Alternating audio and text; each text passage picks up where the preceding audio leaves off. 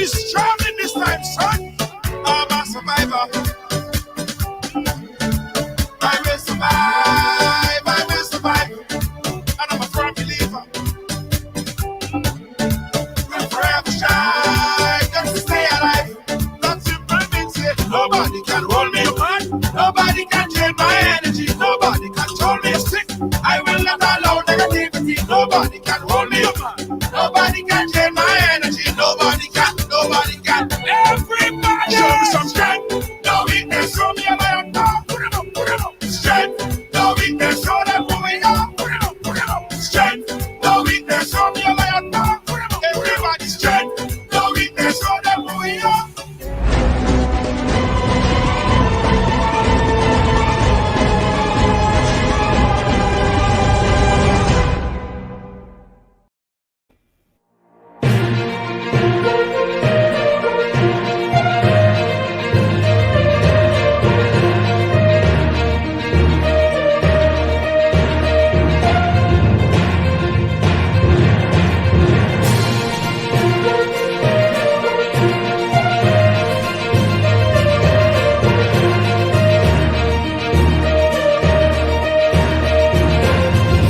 Ridealong Live, where everyone has a story to tell.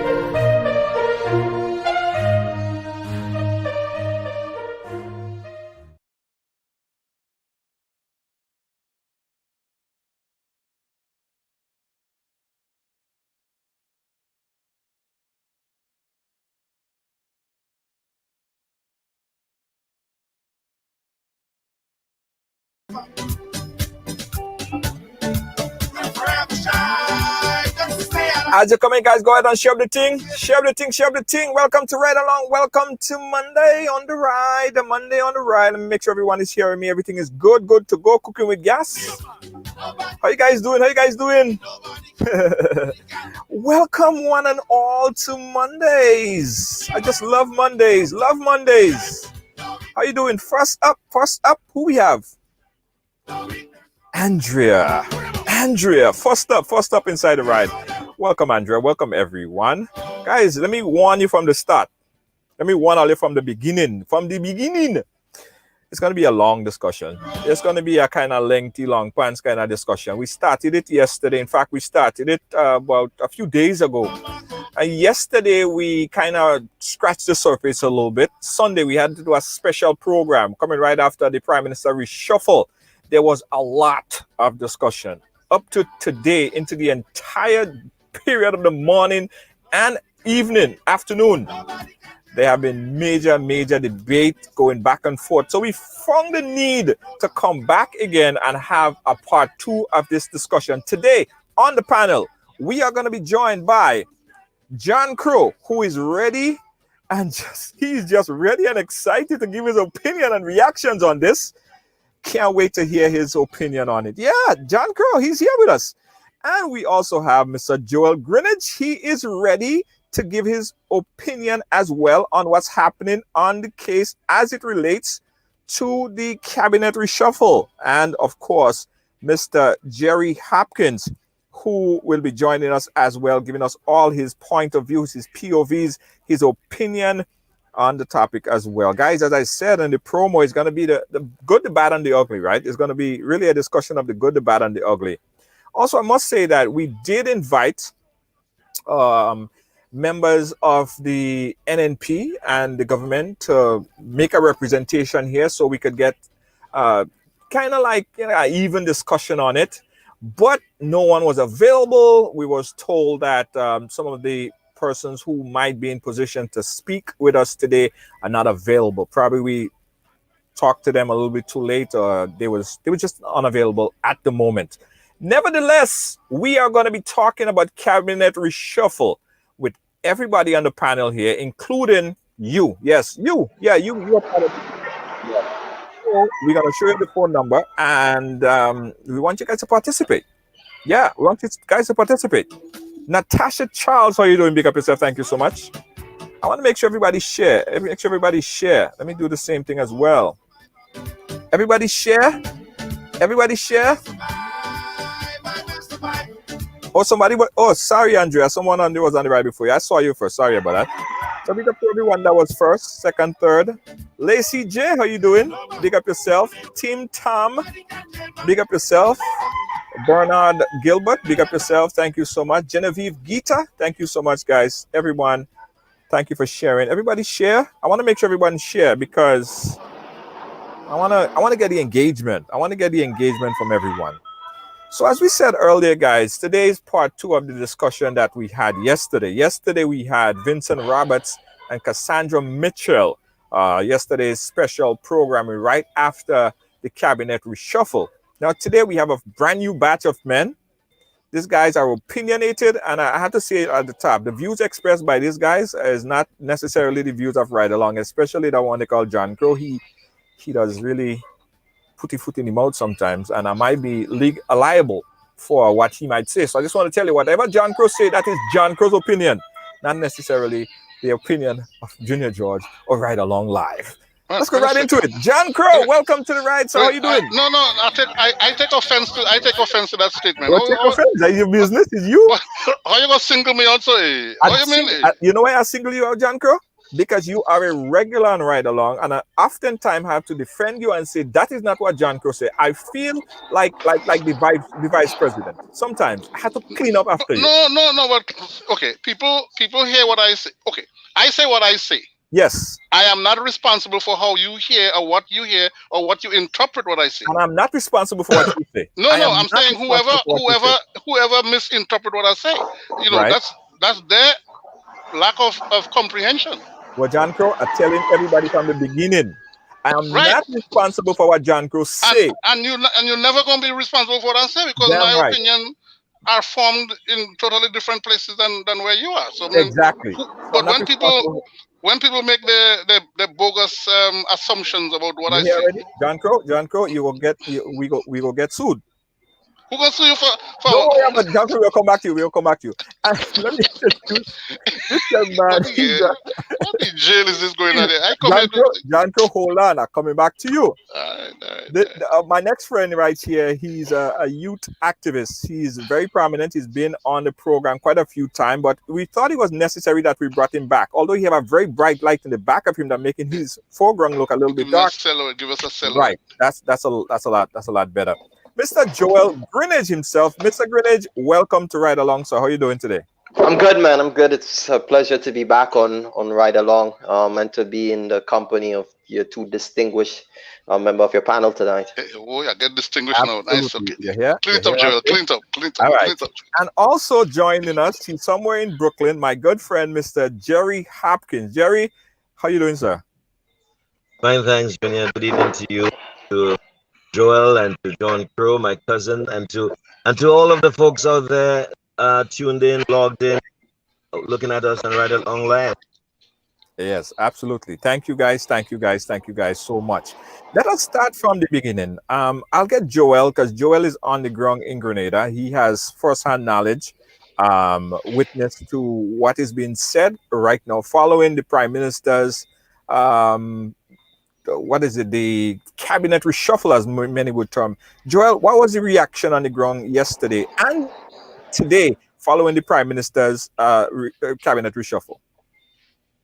Well, Junior George, I mean, the response on the ground, I mean, most people that I engaged did not see how this cabinet reshuffle is really going to position the ministers of government in their new portfolio to really address the burning issues facing our country. I mean, some of the sentiment says that if you put a bunch of jokers in a pack and you shuffle a pack, you're still going to find a joker, because the fact is most of the ministers of government has not been performing in their existing role, and to take some of these cabinet, actually put some of them in new portfolios that they're not trained or they're not capable or they're not competent is a very huge gamble that most people believe should not have been taken right now, considering the fact that we are going through a very difficult time. And what we need is a level of certainty. What we need is people who have the capacity and the expertise. For example, the minister that was moved from Foreign Affairs and now placed as an agricultural minister. I mean, with no background in agriculture. He did not come from a farming background. I don't think he's trained in agriculture. Matter of fact, he has been a foreign minister all his life, his political life, I will say. So I think, especially now with food security being a major issue in our country, I think that's a very huge gamble. And I think also that that minister himself would not be motivated, or his morals would not be high enough to perform effectively and efficiently in that ministry at this time. So I think that can lead to some further unintended consequences for our country. All right, all right. Gerry, JohnCrow, I'll leave you for last because you know why. Gerry, give us your immediate reaction following the Prime Minister's announcement. I find I getting licks tonight. Junior, like Joel, I would say, we are going through perilous times. We still dealing with Corona as a pandemic. The country is unemployment is sky high. We have an unemployment rate bordering 50%. We have food security is an issue. Healthcare is an issue, and the services we have available to deal with our problems. The economy is going nowhere. Productivity is almost zero. And you would think that if you're going to have a reshuffle, what you really want to address is the issues at hand. That which is pertinent to bringing solutions to our problems. But it appears as though what we have had here has very little to do with fixing the problems of Grenada, Carriacou, and Peter, and more so, re-election. It's very similar to what's happening here in North America. You have a president who doesn't care about Corona, doesn't care about the issues on the ground with race relations and all of that. He just is concerned about re-election. I think in when we speak in English or a language, when a word is misused, we say it's malapropism. What we have in Grenada now is malassignment. We have people assigned to posts, to duties, to portfolios that they know very little about. They have been incompetent in the past where they were, but they had some experience where they were. So maybe they were going to do a little better with some time. But now you're putting them into new positions where they have very little experience. And then you also have some redundancy. You have two people in a ministry that has always been managed by one person. I mean, for me, it's like a gravy train, and they just want to make sure everybody gets fed, and they want to make sure everybody get a piece of food. And to hell was what happened with the Grenadian people and the economy and the management of that economy. It's really pitiful. It's a shame. Wow. Okay. JohnCrow, sir, anxious to hear your point of view on the reshuffle yesterday. What was your immediate reaction, JohnCrow? I did not get to hear the whole delivery. And then when I did get to hear the delivery, I was disappointed in terms of the audio quality. I like to take it in real start. Because the Prime Minister is the Prime Minister of the country. And I think the people or the vehicle, the platform that is used to present the Prime Minister, they're doing a lousy job in terms of the way they present the Prime Minister. So the audio was bad. The lighting is always bad. And I don't know who is responsible for it at GIS, but GIS people need to tighten up and fix. It's a simple lighting issue. You need a backlight, you need a key light, you need a fill light. And if there's nobody in there who knows how to do that, then hire people who know what they're doing. That's it. The shuffle itself, I think it's a good move on the Prime Minister's part. He's looking at I think he actually hinted at his departure. I think this reshuffle is a way for him to see who is most adept at adjusting and preparing themselves for leadership. Okay, Peter might not know, quote unquote, about a water boots, as I saw a comment make. He might not know what a cutlass look like, but Peter is a Grenadian, and Grenada has always been an agricultural country, and Peter has been in government for a minute. Now, of course, people might look at Peter only from tongue, nothing about Péché, nothing about no water boots and jumping river stone, etc. But Peter is a trained, I would call him a trained politician. He might not be able to identify, a blogger from a plantain. However, he has management skills, and he has proven that over the years. I think it's a bold move. I mean, I don't what troubles me more than anything else is that you move people around from one ministry to the next. But what happened to the policies? What happened to those issues, those items that Grenadians are concerned about? Right now, Grenadians are concerned about where am I getting food to feed my children? Where am I getting money to buy school supplies? I'm in the process right now of shipping two commercial bins to an individual who has been working with different families trying to help them out, families who really cannot support themselves, and almost every day she's running into another family who needs help, and those are the things that like our ministers of government, like and I'm going to talk a little long here because I saw what's his name again, Boatswain, the guy from St. Patrick's, Yeah. stood up in Parliament the other day and put on a little show after embarrassing himself and then trying to wave his finger in people's face about how they should be patriotic and what is patriotism to him, etc. I mean, it's it's like a smoke and a mirror kind of flashing the mirror in your face and trying Right. to pull a rabbit out of a hat. I We're not wanna- dealing with I want we're to not get dealing with issues. I want to go get into the Boston situation, but I want to kind of take it kind of slow in terms of the immediate reaction. And the talk today on the ground has been Peter David. I know I Yeah. spoke to you earlier there, Joel, and you mentioned that you don't think that Peter would have the passion to be a part of this ministry because he doesn't really never been an agriculture minister before. But here is a scenario, and here is a pushback from. I was listening to some NNP program earlier today. Do you think that it's a good move because now Peter could take agriculture international for Grenada, Carriacou, and PT Martinique? Do you think that that might be in the thinking of the Prime Minister while assigning him that portfolio? Well, basically, as it relates to agriculture, we have not been able to address agriculture on a national level. I mean, for example, if you look in our supermarkets today, you will find so many of our agricultural produce are imported, right? So before we could even think in the direction of positioning Grenada internationally in terms of agriculture, we must first address the issue of agriculture on a national level. We must first we must first have policies that will really get towards getting young people involved in agriculture, eating what we grow, growing what we eat. Yeah. Yeah, Joel have a little bit of an audio visual And internet. regional line of it's not a you're not hearing me that clear? Yeah, well, we just catch you back again. So go ahead.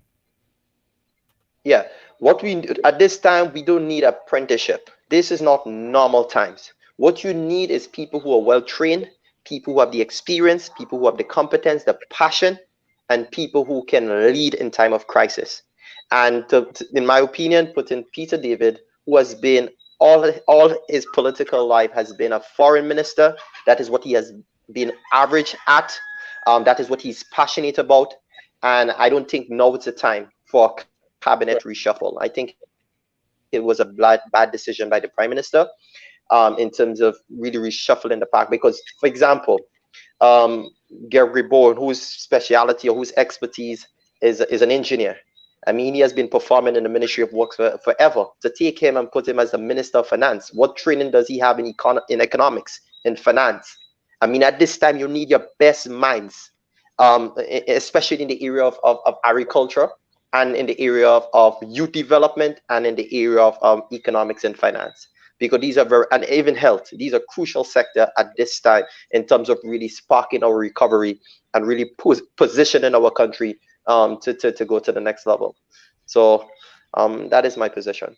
Yeah, I want to respectfully disagree with you, Joel, because I don't think I would categorize Peter as how you put him again, as a trainee.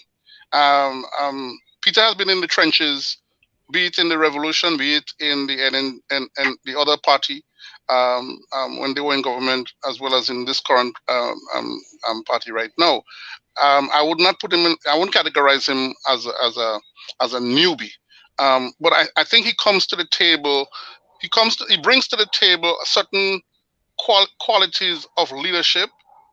We might not all of us would like him or like him or like his style for whatever one reason or the other. But I would not categorize him as a total novice, even in the Ministry of Agriculture, because of his leadership management skills. And I think it might be a strategic move on the Prime Minister's part to put him in there so that he can show what he has. Because, for instance, Yolan Ben was the minister in that ministry before, right? And Yolan Ben was just as much of a novice in that position, even though she grew up in an agricultural family. But Yolan Ben as Minister of Agriculture, that never flowed in my book. I never saw her there as a high performing, high deliverable, being able to push out any kind of deliverables in the Ministry of Agriculture. St. Andrews, as the breadbasket of the island, is in its worst state with the four ministers we have coming out of St. Andrews, and when you go through Grenville or drive through, the only one that I see in her district where you see some action taking place is the young lady from Tivoli side up there. Well, I wouldn't categorize Peter in a novice as a novice. Joel? Yeah, well, basically, what I'm basically saying is this. I mean, you have a minister of government whose all his political life has been in the Ministry of Foreign Affairs. We are in very crucial times. Agriculture should be one of the main pillars of the economy, and I'm very, very firm in my position on that. I don't think, first and foremost, now was the appropriate time for a cabinet reshuffle. But if the cabinet reshuffle was to happen, I believe that you would have wanted to attract people who have the experience, who has the training and the capacity in a specific field to really lead us through this economic and medical crisis. In terms of the Ministry of Health, for example, I was hoping to see some changes in that specific area. Maybe having someone who has a medical background, as a Minister of Health, considering the fact that we are faced with a medical crisis. And in my opinion, the current minister over the years has not been very efficient and effective in his function. I've engaged many medical doctors, many nurses. I've engaged people who have been functioning in that area, and they have shared the same sentiment. I mean, what the thing that the Prime Minister did is removing hospitality services and now placing it in the hands under the ministry or under the leadership of someone who has no background in medicine. That's Delma Thomas. So you remove hospital services from under the Minister of Health and now place it in the hands or under the portfolio of someone with no training, no background in medicine, in public health, someone who has functioned in social services.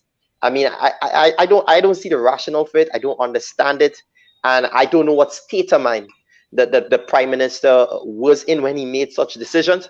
But I would think that will go down in history as the worst cabinet reshuffle ever. Wow. Gerry, And maybe hold on. Let me hear from Gerry. Gerry Hopkins, what do you think about Peter's position? The selection of Peter David as the Minister of Agriculture. Do you think it was a good move, or do you think that it was a move to push him farthest away from the main stage? I have mixed feelings about it. First of all, overall, the real issue here is that we are not addressing the issues in Grenada. This reshuffle did not really address the real problems on the ground in Grenada. First of all, having said that, let's be specific about it. Peter David's background, he's trained as an attorney. Okay, he has studied politics and international law and all of that, foreign affairs, all of that falls in the same type. However, all of his experience in his political life primarily has been in foreign affairs and tourism. And to take him out of that and put him into agriculture, Yes, it takes him off the main stage. He's not traveling the world doing this and doing that on behalf of the government.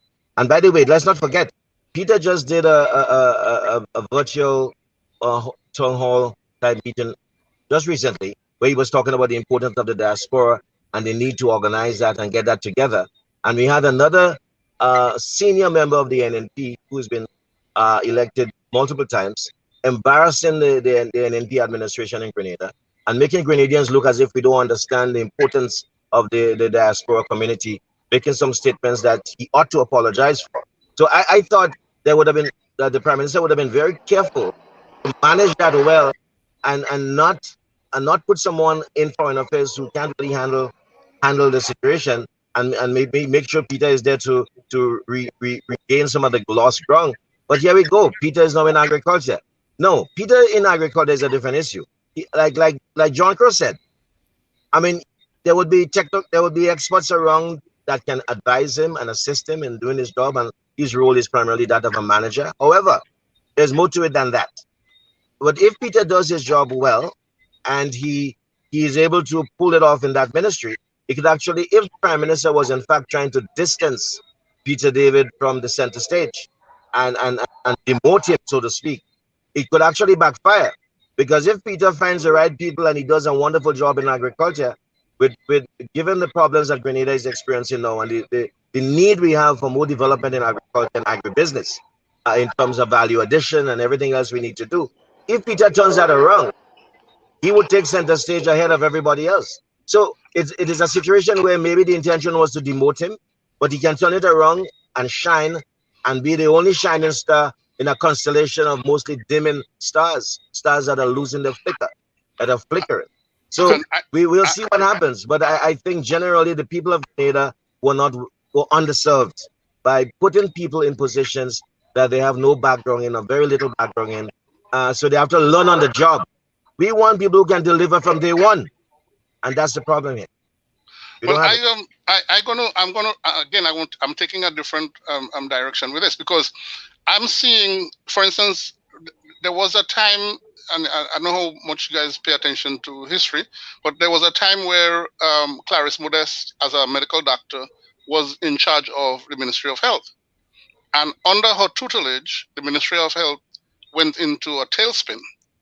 And it might have been one of the worst periods that we've had of when she was in charge of that ministry. And so then she got moved out of that. I mean, she's held almost all other practically in almost every one of the ministries that we've had in Grenada. So having a medical degree does not necessarily mean that you're a good manager. Steele is not a medical person, but we cannot argue that this period that we're in right now, he stepped up and did a tremendous job in terms of how he managed this whole COVID situation that we're in, what we're faced with right now. So putting some Peter people in disagree. Yeah. Some people. Joel has a kind of different of opinion there on Nicholas Steele's performance. Joel, you was like echoing your sentiments earlier as it relates to Nicholas. Yeah, but even prior to COVID, I mean, our healthcare has been in a deplorable state. Yes. I mean, if you look at most of our healthcare services across the country, I mean, you have heard cases where people dying from simple ailment that had there been the medication available. You have heard the conditions in which medical doctors are working. You have heard about the environment itself at the hospital, how inhumane it has been. So our healthcare has not been in a state that is deserving of applause to the minister. He has not done anything to really take our healthcare system to a next level. I mean, you have heard many stories on social media. You've heard many complaints over the last few years. I mean, if you're looking at this COVID situation and in terms of how he has functioned, I mean, he has. We have done well to a great extent in terms of containing the spread of the disease. I mean, yes, he has had very good people like Dr. Mitchell, who came back out of retirement and did a phenomenal job. So I'm not going to take away that from the minister. But in terms, in terms of looking forward post-COVID, right? Our healthcare system has to improve, and I don't think Minister Health is the best person to lead Grenada healthcare to go to the next level. I would not argue. I would not disagree with you, Joel. I would not disagree with you on what you said. I'll take. I'm a little older than you are. I'm looking at you. I don't want to assume that you look as youthful as you are. As you look, you might be, be hiding it under your foot. But anyway, but I lived in Grenada when we didn't have for instance, a 911 system. And I heard a radio caller this morning on one of the shows talking about a young lady. Hold on 1 second. We're getting a call coming in from Grenada. Let's just take this call. All right. Live? Yes. Hello. Good evening. Yeah, good evening. Go ahead, sir. Yeah. I wanted to talk about Peter David. Yes, go right ahead. The Minister of Agriculture. Under the NDC, Peter David was foreign minister, and through his ministry, he got a set of fertilizers from Morocco for the farmers. Right.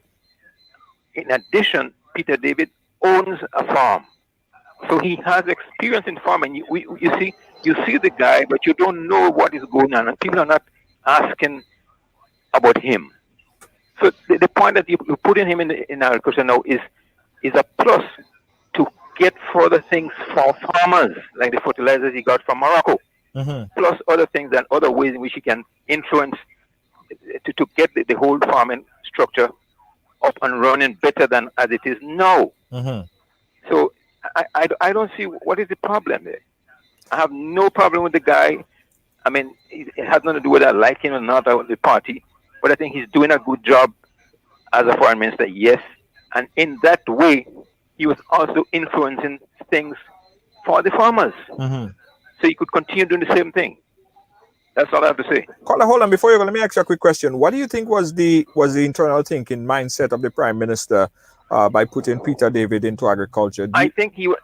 Go ahead. Yes, I think he didn't see him as in agriculture, so to speak. He saw him as one who could influence the proper running and production of agriculture in the country. I don't see why is everybody concerned about. There's no way. You don't have to be an experienced person in the portfolio you hold in. The ministry is run by the civil service department, and the prime minister, the minister just runs the rubber stamp. Gives all the policy that the government is doing. That's all. He doesn't have to. It is obvious.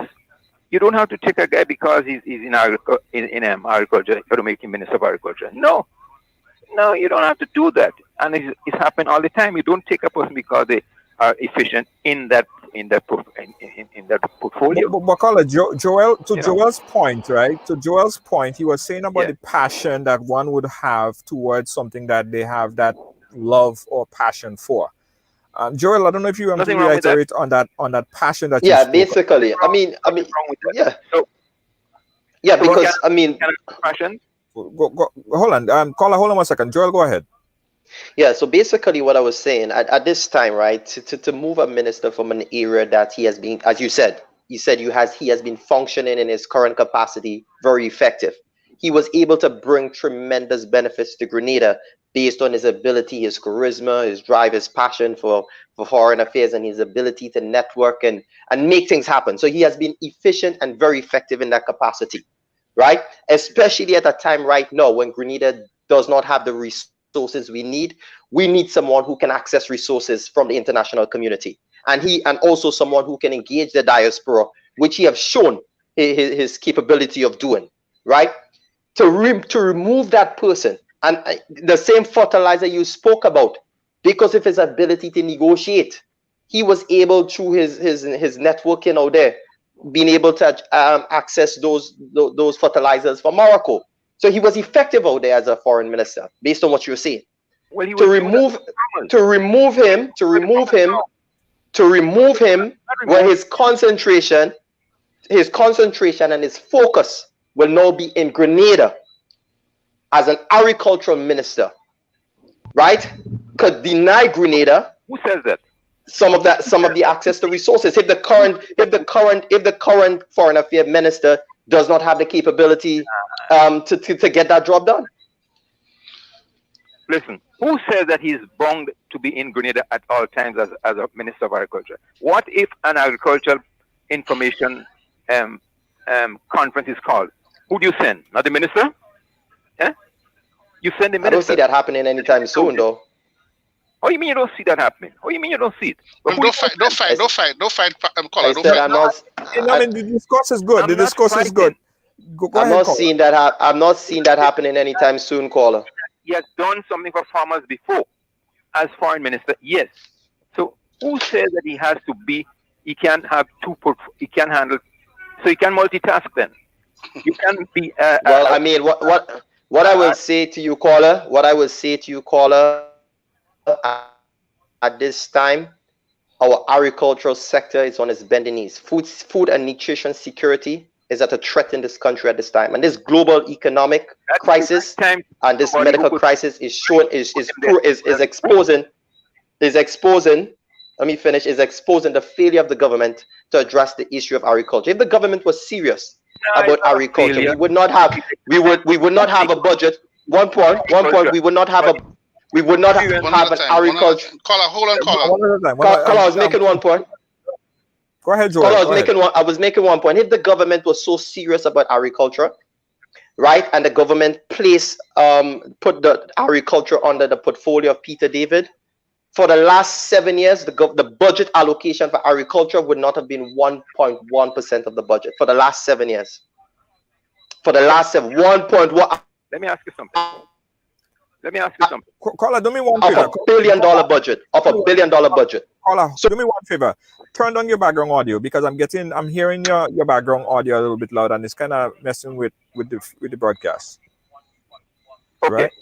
All right. Right. Let me ask a question. Yeah. So the point I was making, caller, over the last 7 years, the allocation for the budget for agriculture has been 1.1%.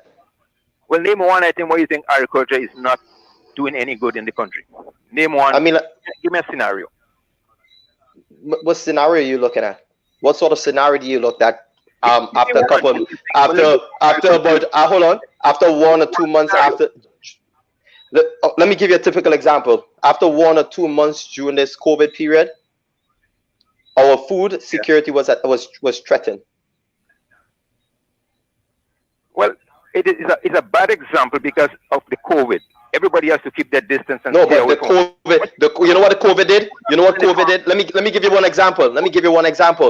During this COVID period, St. Vincent was exporting agricultural produce across the Caribbean region. While Grenada, food security was threatened to the point where boats was coming from St. Vincent to help support the people in Carriacou and PD Martin and by extension Grenada. Well, you don't understand the situation in Grenada. Grenada has a policy where people like their backyard gardening and kitchen gardening, right? And so they depend on that. They are not. Can I get in on this? Export. Right. Junior, could I get in on this? Export. It is left. Oh boy. No, caller. Let me ask you a question. Because I did try multiple times to get someone from the government to come and speak on the behalf of the government. Are you an individual speaking on the behest or the behalf of the government? No. I'm thinking of what I observe. Okay. In the country. Okay. I move across the country a lot. I'm from St. Andrews. Okay. I see and I know. I have land in St. Andrews. Okay. And what people don't understand that Peter has land that he's selling a lot of products, you know.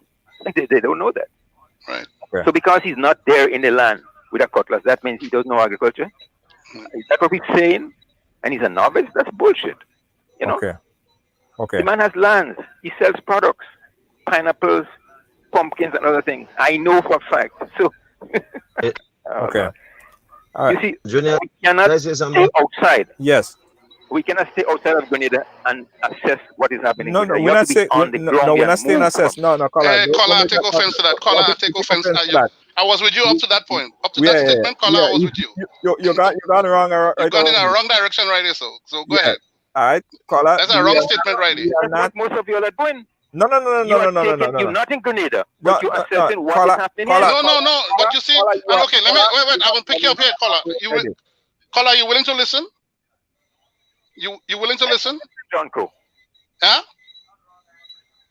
Yeah, go ahead, JohnCrow. Go ahead. Okay. Yes, I'm not on the ground in Grenada.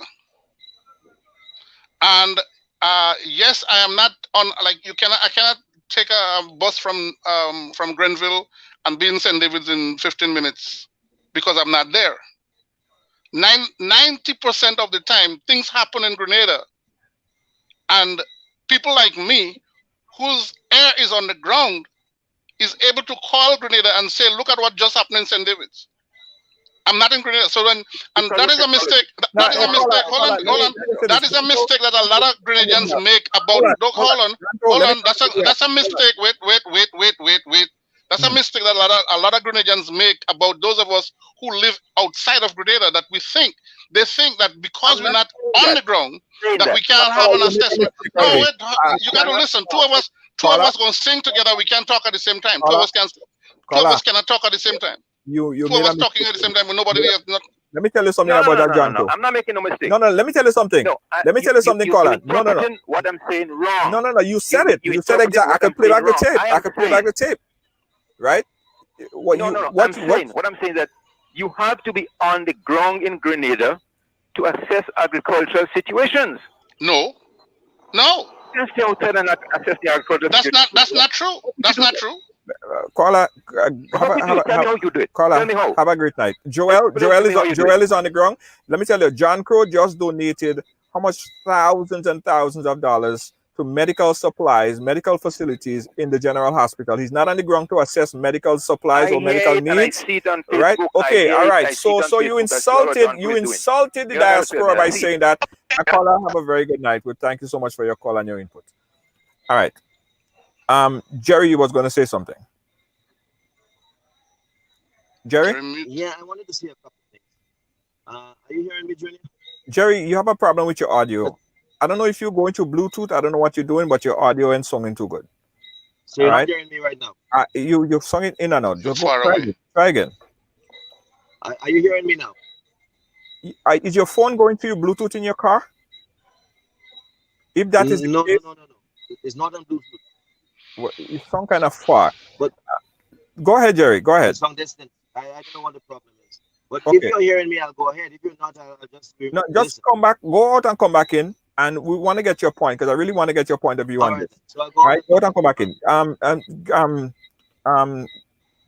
Joel. Yeah. I took offense to what the caller just said there again. Because I don't like when people, I hear this so much for this past couple of weeks. I hear people saying that and it's upsetting. It's like a disrespect. And it's kind of what the minister was trying to say, Minister Boswen, when he alerted the fact that, this guy is not even in Grenada. And people are starting to talk like if the diaspora doesn't play a major integral part in the country. You know what I mean? We're termed the 16th constituents. So that should never even be the case. So Gerry, go ahead and make your point. Let me see if I'm hearing you better now. Yeah, a few things. The caller said a few things there that really had me wondering where he's coming from. One of the things he said about Grenadians just like to do the little kitchen gap. Nah, Gerry. I don't know what happening to you there. I think your audio's gone. Gerry, wind up your window. Try winding up your window. I don't know if that's what's happening. If use your window up because a lot of air probably blowing through or something. I don't know what it is, but we're not hearing you properly at all. Okay then. Well, I'm sorry about that. Yeah. Joel, respond because but that narrative, you have to understand where it's coming from because based on what I gathered, that caller happens to be, one of the strong operatives of the leadership of this country, right? And he came on to push an agenda, and it is quite the Peter agenda because over the last 24 hours, all over the country, people have been talking about the demotion of Peter David. So I guess that caller came to try to soften up the ground and try to keep Peter hope alive of maybe one day leading this country. So I kind of understood it from that angle. But to attack the diaspora, it has been coming from a particular political camp. We had Boswin recently, and now we have this caller who also, in my opinion, represent that other side of that camp. that political camp. So it's a narrative that has been created. However, the diaspora is only seen as important for remittance, and when they need the diaspora to come to Grenada to vote during elections. That's the only time the diaspora is seen as important. But you see, one has to give credit to the diaspora, and I want to commend JohnCrow, for what he's actually doing. And I know many Grenadians who lives in the diaspora who have been contributing significantly to our country and to our people during this difficult time, and outside of that, so I just want to let them know that your contribution is appreciated, your support is appreciated, your expertise, because the sort of expertise that we have in the diaspora, the sort of human capital that exists out there. I believe that if the government is able to create, I would say, create that sort of network that Grenada can benefit from the capacity and expertise of the people in the diaspora. But there has been a narrative out more so lately that the diaspora has not been contributing. The diaspora is not important, or is not an integral part of our development, and that needs to stop. And I think it must be condemned at all levels. Yeah. I thank you for your endorsement, Mr. Joel. But I don't do what I do for likes, and I don't do what I do for props. I do what I do because I know that the people in Grenada, or people that I don't even know their names, do benefit from efforts like mine. People like Valley, organizations like Valley Youth, their contribution and their continued commitment in terms of trying to help Grenada. But this is not about me or anything like that. One of the things I wanted to go back to, and while I might seem like I'm defending Peter, I'm looking at it from a totally different place, because Peter has certain leadership qualities about him. You might not like him, and you might not like his style, but he has certain leadership qualities. And I don't know what the Prime Minister was thinking, but I'm looking at it from the point of view where the Prime Minister is like the coach of the basketball team. I remember when we had the Linsanity taking place in New York, when all of a sudden this Chinese guy was pulled into the Knicks attack, and then just light up New York. The very first game that he came, and subsequent games that he played in afterwards, and nobody knew him, nobody knew his name, nobody knew anything about him, and then he showed up on the court and just turned the whole franchise upside down, and then he became a headliner. So this move by the Prime Minister, it could be one of those kind of a Linsanity moments where he's moving people around so as like, for instance, somebody like Peter, who could bring a spark, because like yes, we have a problem in agriculture, and we've had a problem in agriculture, and it could be that he moved Peter into agriculture as a way of Peter now infusing his influence as an organizer. Now, one of the things I wanted to go back to, when Ivan came the last time and did the destruction, the only two ministers, or the only two politicians in Grenada who did anything to, if you will, mobilize Grenadians were Peter David, right, and Clarice Modeste. Clarice in Victoria, Peter David in St. George's. And Peter was able to organize men, gangs, and I'm using the word gangs in quotation here, of men and women to move around his constituents to assist people in need. Now, and he was not in government at the time when he did that, right? Clarice, on the other hand, in Victoria, she did pretty much the same thing. Now, what I have a problem with, this major reshuffle took place, and I have not heard the opposition in an official capacity. Yeah. I mean, and it was announced ahead of time that this reshuffling is going to come. I would think that the opposition leader or the opposition party would have a statement ready and waiting as soon as the Prime Minister finished with his little show and dance, that the opposition would come out and say, listen, hello, we like this, we don't like that, we know this, we don't know that, something. But I want to know where the opposition is. Why am I saying that about the opposition? I think it's weak in terms of the ability to PR. They haven't said anything up to this point.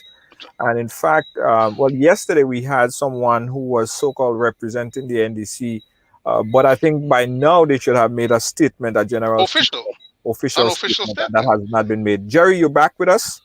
Yeah, Junior, I think the opposition has something has been said. I don't have it with me, but I know some form of a statement has been Well, Jerry, released. But I'm very poor. So but where is it? Where it's not in no media where they send it to you personally in your inbox? Did they send it to nobody no else? no no no. I don't have anything in front of me. But I'm saying that I'm aware that something was said and something was Was put issued. out. But Junior, just to address the issue here. Number one, this whole thing, we're focusing a lot on Peter. But Peter is not the only one who was switched up. We have the Prime Minister now in charge of youth development. Of youth. I mean, Tell me. what makes Joel, why listen, are you? we have no, hold on, JohnCrow, hold on. Joel, We have a Prime Minister who just ran afoul with the young people of Grenada with some of the statements he made, especially about celebration of culture and heritage and carnival and different things like that. And instead of I do not know if he thinks that having infuriated the youths of Grenada, that they would have some special, interest in hearing what he has to say and seeing what he has to do. Or maybe he has a new dance that he wants to introduce to the young people of Grenada. So he thought being in charge of youths to introduce that dance and it might take off. I don't know. But many are thinking that the primary reason for this reshuffle is not about dealing with the problems on the ground in Grenada. It's not about trying to bring about some best practice to alleviate the problems on the ground. However, it is to plan for our next election. And so people are saying that maybe one of the reasons why Peter was taken out of foreign affairs, because he's always traveling and is hardly on the ground, is because the Prime Minister wants him to be more available on the ground to help plan the campaign, because Peter has good he has proven himself to be good at working in the trenches in organizing a campaign. So removing some of his duties from his portfolio, the Prime Minister, freeing himself up so that now he's more available to really run the campaign and to prepare for that and to manage that. So this might all be just about winning our next election and very little about trying to make Grenada better for Grenadians. Yeah, I'm going to say this to you. Hold on, The Prime Minister. One second. I wanted to. We are 6:54. We have to end about 7:15. I promise. So we have to make it very, very short. What we say going forward from here, because we don't have much time. But so let me see real quick. The big winners of this whole reshuffle right here, the strength of this whole reshuffle, what show right here is Emmeline Pierre, in my opinion. What you guys think about that? Well, she was not moved. Right? She was not moved. Well, no, that's why I think that shows strength. That shows that the Prime Minister has most confidence in her as a minister in her portfolio. Talk to some of the parents. Talk to the parents who, like, for instance, I was speaking to a young lady this morning or earlier today, and she has 4 children, and she has to go to last week and this week, she has to visit 4 different schools because the children are in 4 different schools. And now because they have this visitation thing going on for parents, so now she has to go to 4 different schools where the children attend.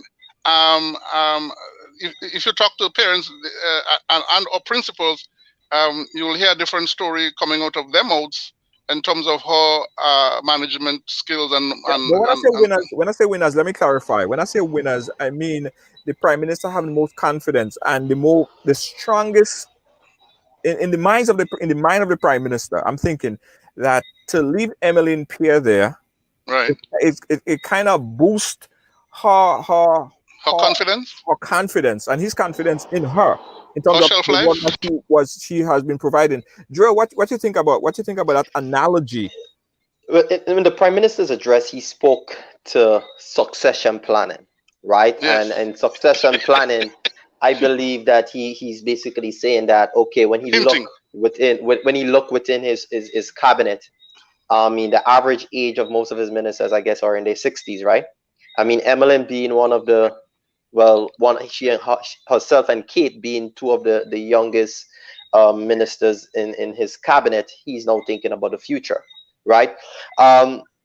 Is the prime minister eyeing Emmeline as his successor because he spoke about succession planning? That is debatable, but from what we are seeing, it seems that she has been getting the nod from the prime minister. He has made her, I think, acting prime minister one time while he was out of the country. Yeah. All these are indicators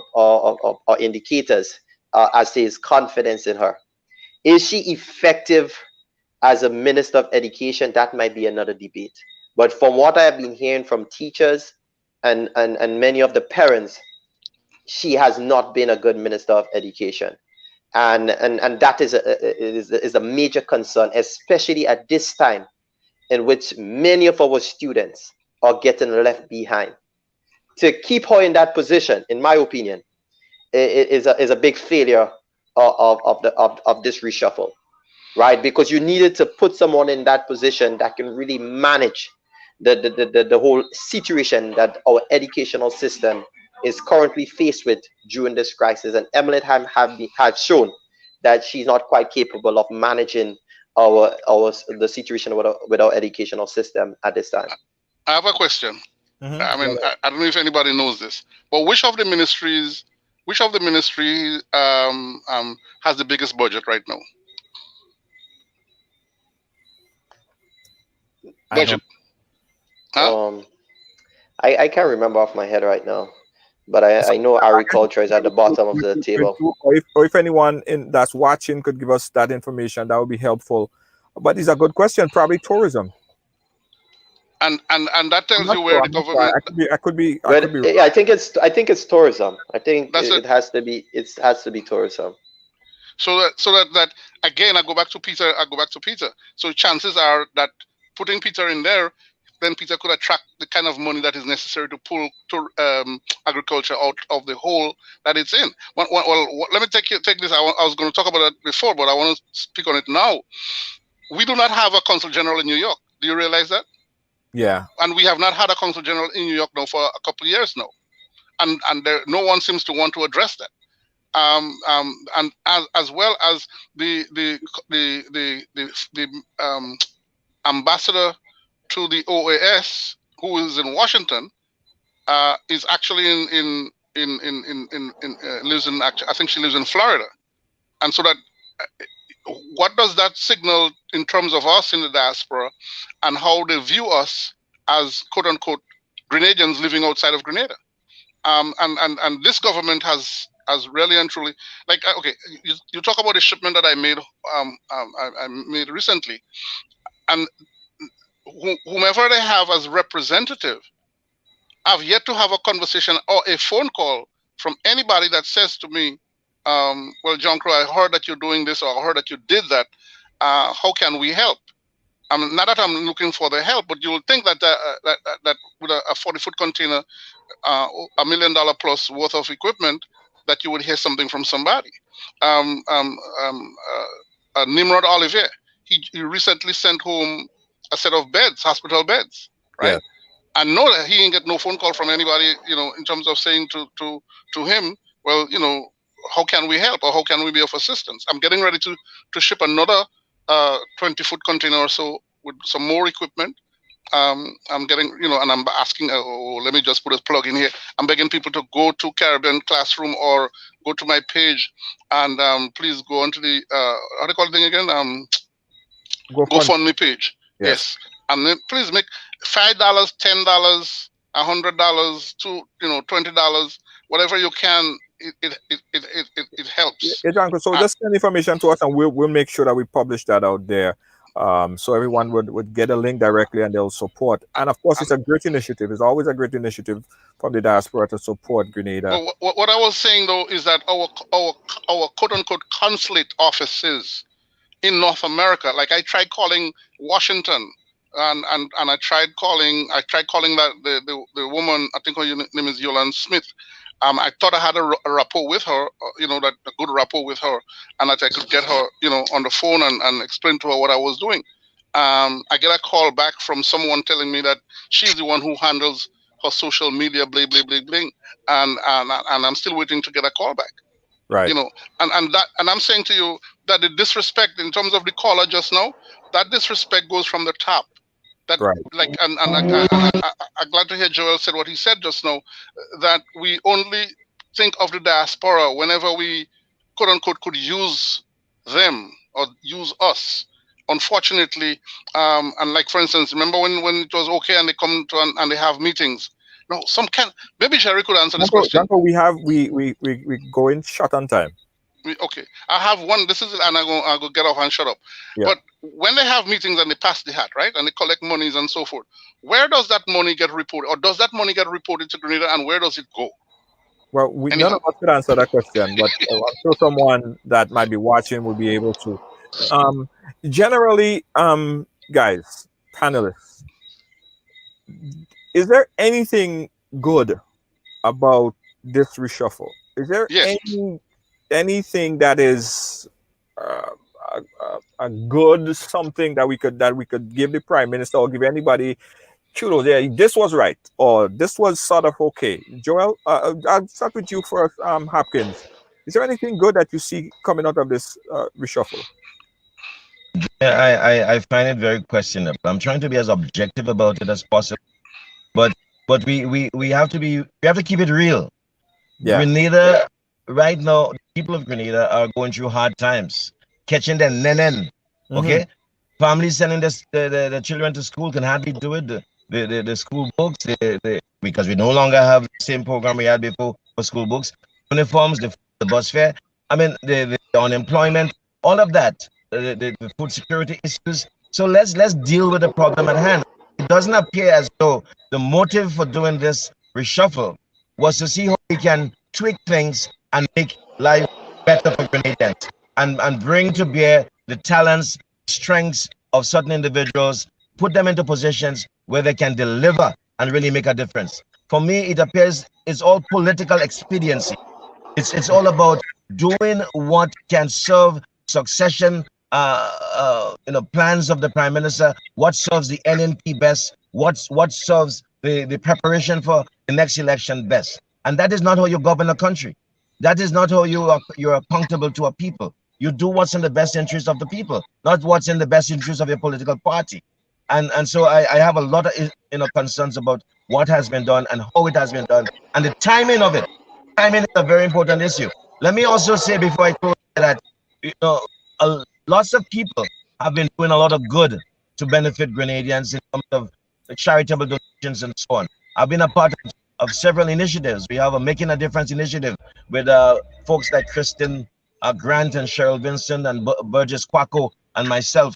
I've made multiple donations to hospitals, schools in Grenada. Just like JohnCrow said, the thank yous you hardly ever get any thank you from anyone in any government ministry. It doesn't come from them. So we need to respect the diaspora, and we also need to respect the people of Grenada. I see this reshuffle has been done not in the best interest of the people of Grenada, the constituents, the citizens, but in the best interest of a political party. Yeah. Listen, forget about thank you. If only waiting for thank you, go never come. So just don't even expect it. Just do I don't expect it. I don't expect it. I just do what has to be done. Do what has to be done. Exactly. Joel, is there any positive out of this that you might see? Yeah. First, Junior, I sat after the cabinet reshuffle and I asked myself that same question. I looked at the cabinet reshuffle, the new portfolios, and that some ministers will have under their ministries, and I analyzed the reshuffle. And in my opinion, I want to echo some of the similar sentiments of Gerry Hopkin. I saw that cabinet reshuffle as part of a campaign strategy, a political strategy. The government realized that they have lost a grip on the largest voting bloc, which is the youth. Hence the reason the prime ministers would have put the Ministry of Youth under his ministry. I mean, when you look at the entire reshuffle, you realize that, I mean, most of the ministers over the last 3 years, 2 years, some of them have been there for 5 years, they have not been performing. And if a minister has not been able to perform during times of certainty, can you put your confidence in them that they would perform during times of uncertainty when the people need them the most? And we are faced with very difficult time. And people need a level of certainty. People need a level of hope.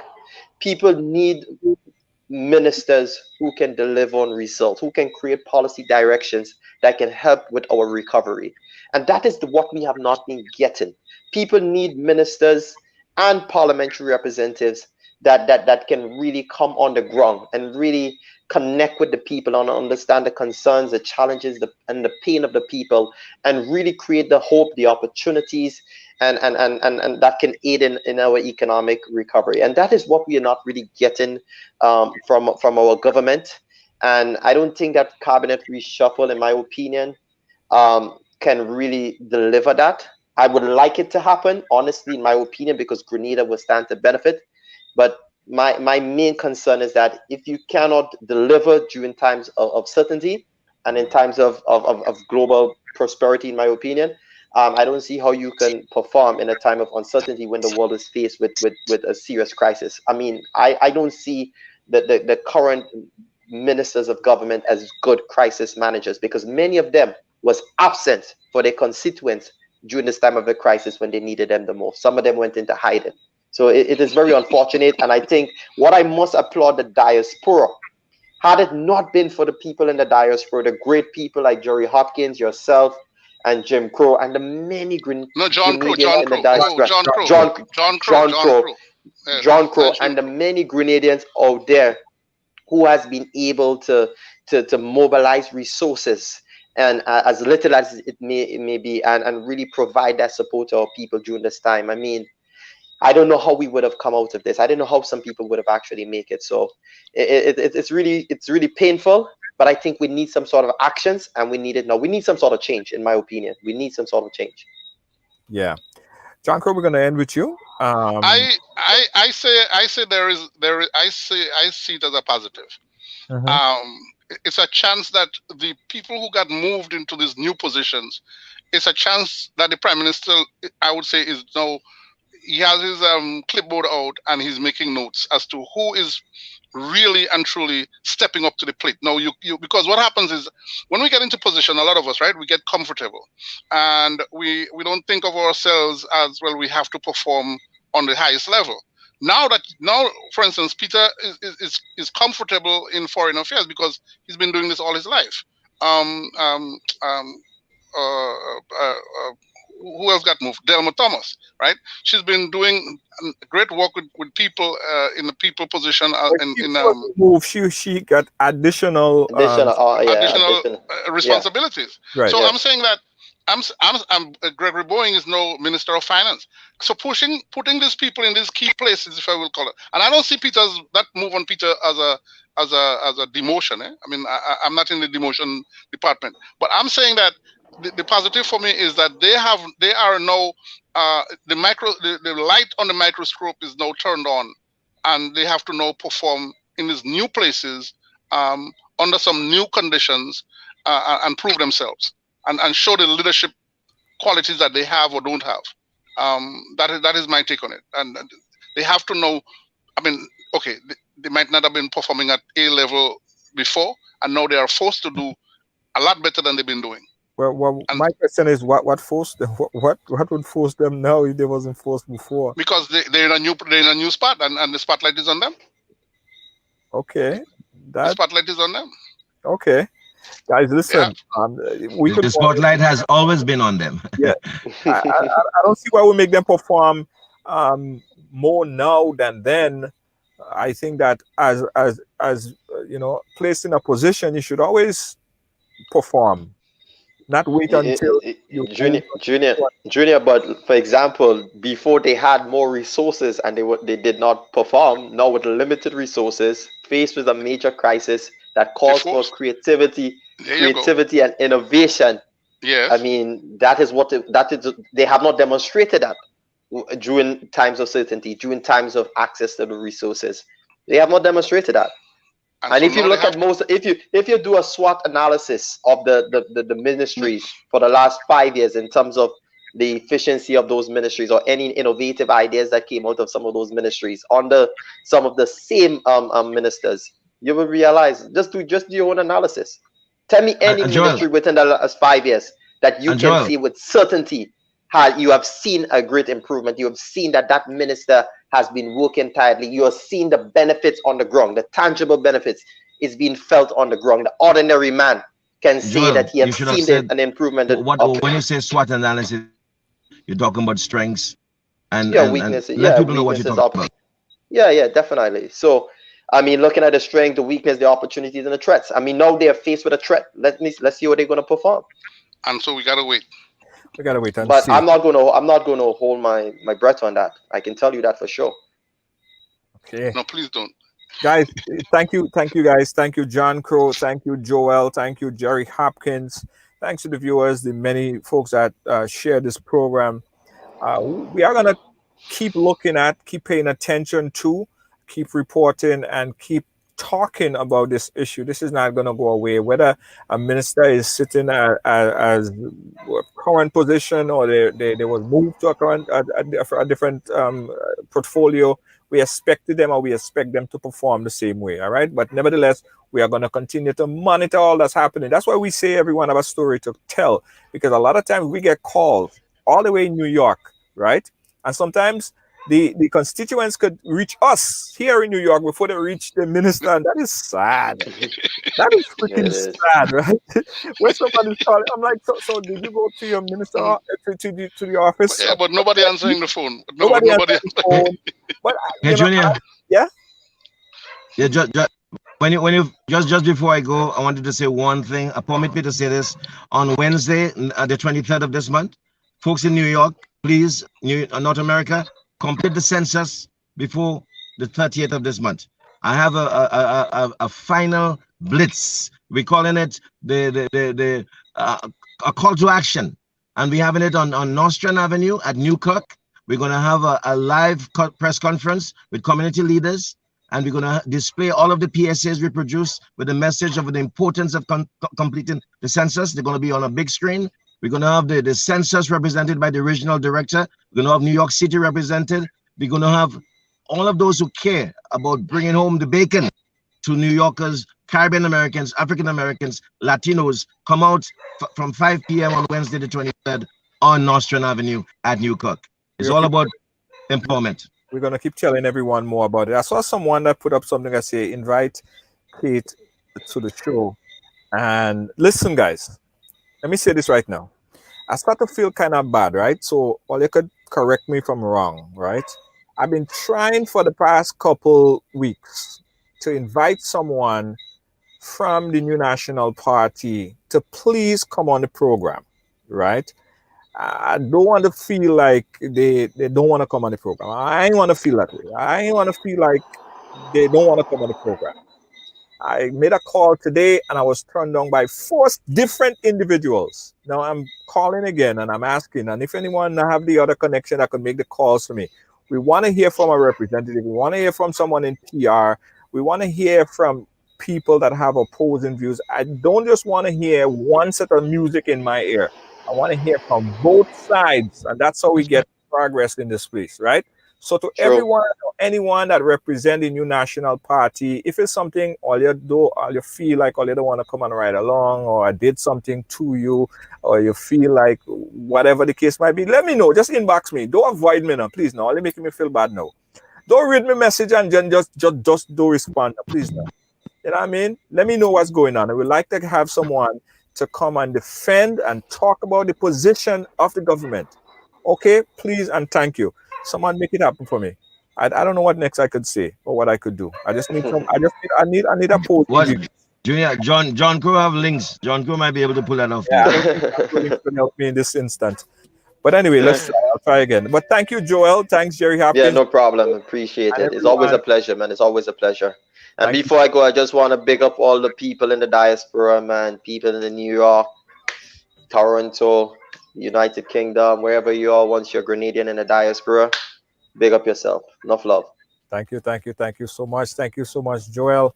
Always great to speak with you. I got to big up also the folks at Clark's Court, and they just came out with this brand new hand sanitizer. I don't know if you guys saw it, right? But this is the most brilliant thing I ever seen.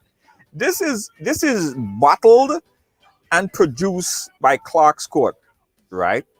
Bottled and produced locally by Clark's Court. Big up to Mr. Kirk Sitahal on this one. Big up to Mr. Everyone in Clark's Court. Everyone in Clark's Court, big up all yourself. But this here right now, guys, if you're in Grenada, you need to pick up one of these hand sanitizers, right? Bottled locally in Grenada.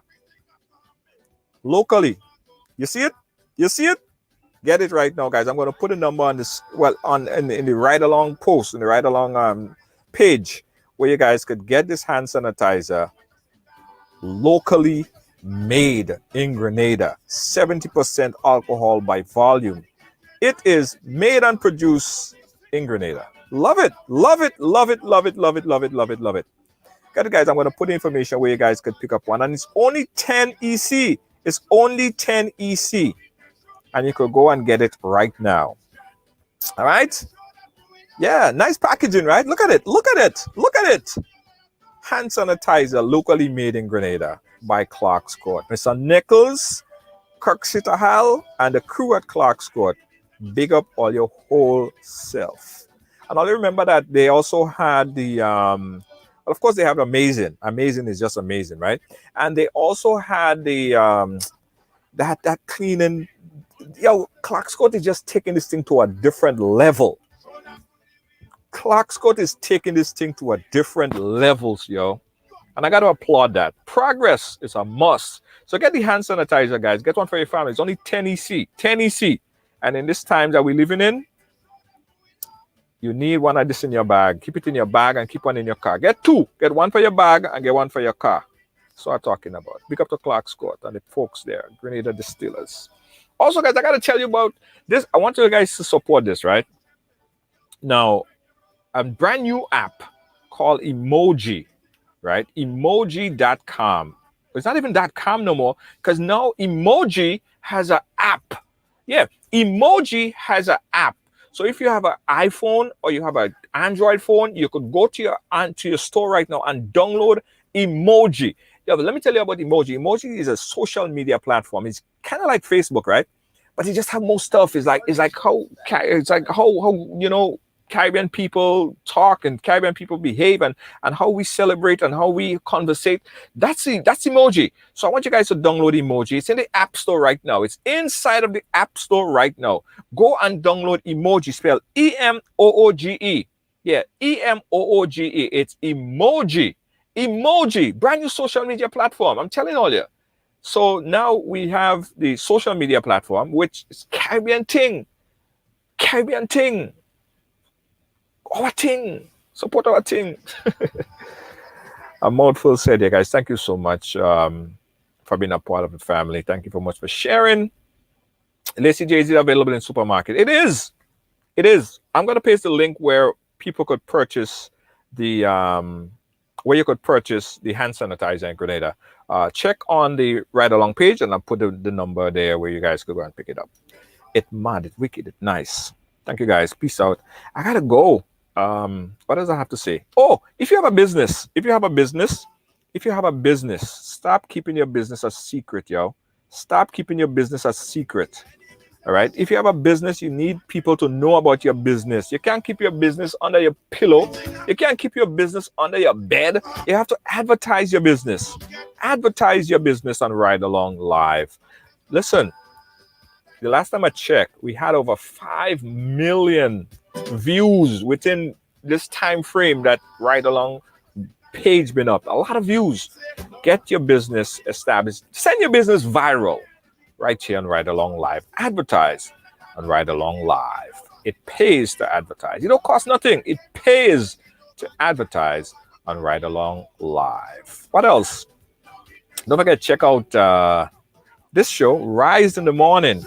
Get up and rise and shine in the morning. And this is with Dr. Z in the morning time. Rise with Dr. Z in the morning. It starts up at 8 a.m. Thursdays and Saturdays. We're going to rise with Dr. Z in the morning. In the morning. Said enough. Thank you, guys. Peace out. Bye-bye. You're constantly thinking of food, but sometimes you just don't want to cook or want something a little different. That's when you call Tasties, preparing meals that you really love. Tasties, our mouth-watering food, would have you coming back every day. But hold on, we only prepare meals Monday, Wednesday, and Friday for now. Call early because we have a lot to serve and we would love to serve you. Tasties, we prepare the meals you love to eat. From macaroni pie to baked chicken, provision dumpling and saltfish, stewed chicken, curry chicken, baked chicken, rice and peas, salads, and more. Please call for daily menu. Call 425-0624 or 403-0411. You can pick up your meals from us or we deliver to you. Tasties, food that's delicious.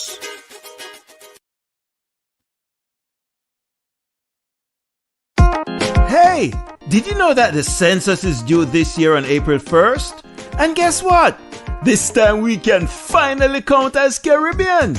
This year, all you have to do is 1. Check the race box, and 2. Write in your country of birth or ancestry. You can answer by the paper form, online, or by phone. Everybody counts in Census 2020. So count as Caribbean. Yes, we count. Hey, I got some good news for you. Looking for a passionate immigration lawyer with experience that spans over 2 decades? Someone trusted that served immigrant families just like yours? Well, look no more. Now you can benefit from her personal and professional experience.